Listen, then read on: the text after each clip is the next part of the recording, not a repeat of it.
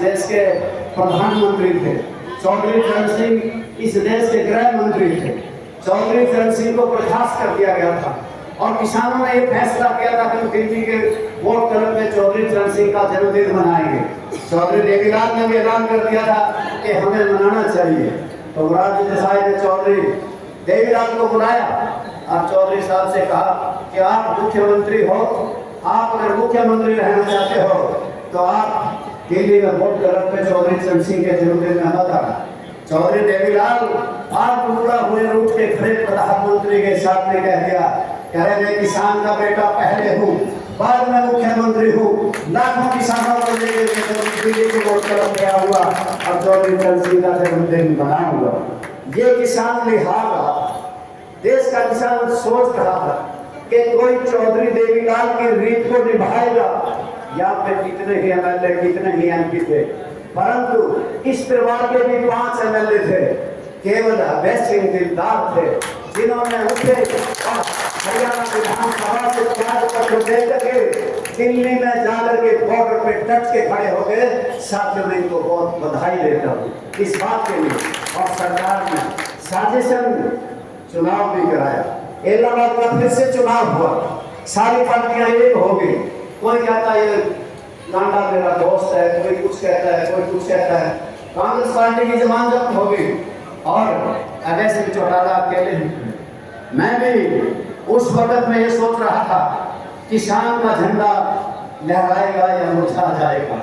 मैं भी जाकर के अभय सिंह चौटाला को मैंने अपना नैतिक फर्ज समझते हुए मैं गया और मैंने भी जाकर के ऐलान किया कि इसको जिताओ, ये किसानों का झंडा है।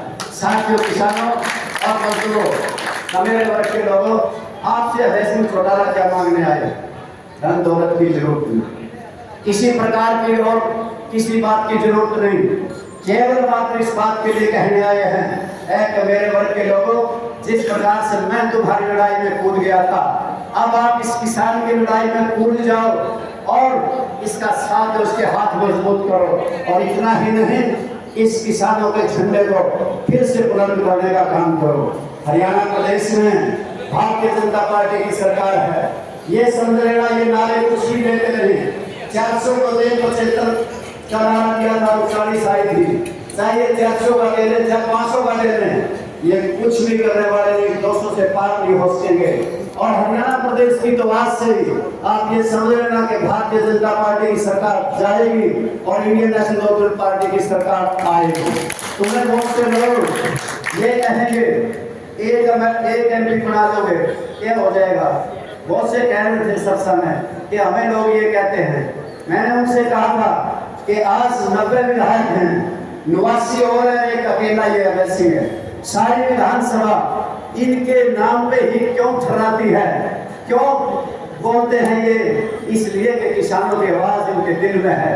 फिर से मैं आप सबसे इतना ही कहना चाहता था, साथियों, हमें अगर एक की जगह एक सिरसा से और दूसरी कुरुक्षेत्र संसदीय क्षेत्र से अभय सिंह चौटाला जीत के आएंगे तो बन ही जाएंगे और दो के साथ यहाँ की तस्वीर भी बदल जाएगी।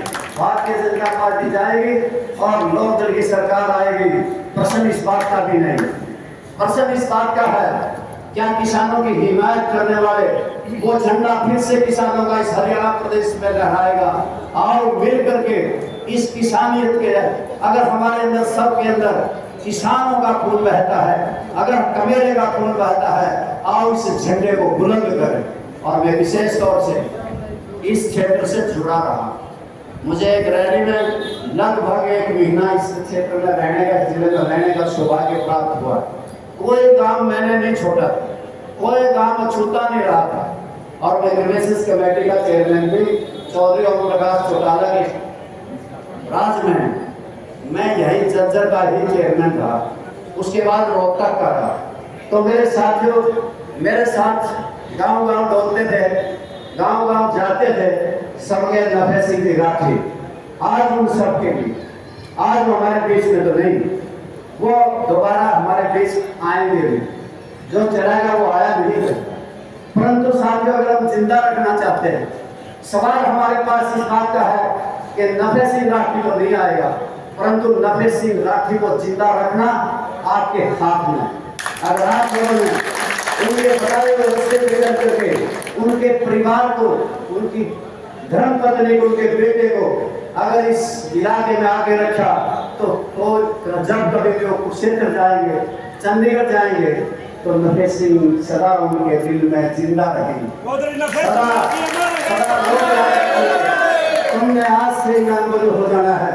जिस प्रकार से वो बता के गए, बूथ मजबूत करना, गांव मजबूत करना, शहर मजबूत करना, और इस फैसले क्षेत्र से लोक जन पार्टी का उम्मीदवार जिताना, यही कहने के लिए आप सबका बहुत बहुत धन्यवाद।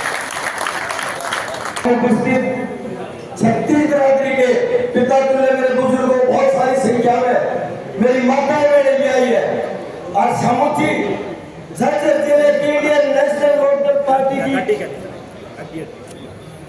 समस्त झज्जर जिले की कार्यकारिणी और एक कार्यकर्ता ने ये फैसला लिया है और प्रस्ताव पास किया है कि हमारे पूजनीय बड़े भाई स्वर्गवासी भाई नफे सिंह राठी को सच्ची श्रद्धांजलि देना चाहते हैं, और उनको एक एक कार्यकर्ता के दिल में, एक एक क्षेत्रवासी के दिल में जिंदा रखना चाहते हैं। और सर्वसम्मति से ये प्रस्ताव किया है कि लोकसभा का चुनाव है और लोकसभा का टिकट झज्जर जिले की कार्यकारिणी लोक पुरुष चौधरी ओम प्रकाश चौटाला के समक्ष अपनी बात शेर हरियाणा अभय सिंह चौटाला और अध्यक्ष जी के माध्यम से भेजना चाहते हैं, और प्रस्ताव की कॉपी हम देंगे कि चौधरी नफे सिंह राठी के परिवार से लोकसभा का चुनाव हो जाएगा। प्रस्ताव चौधरी नफे सिंह को देंगे अगर सारी कार्यकारिणी और 36 बिरादरी सहमत है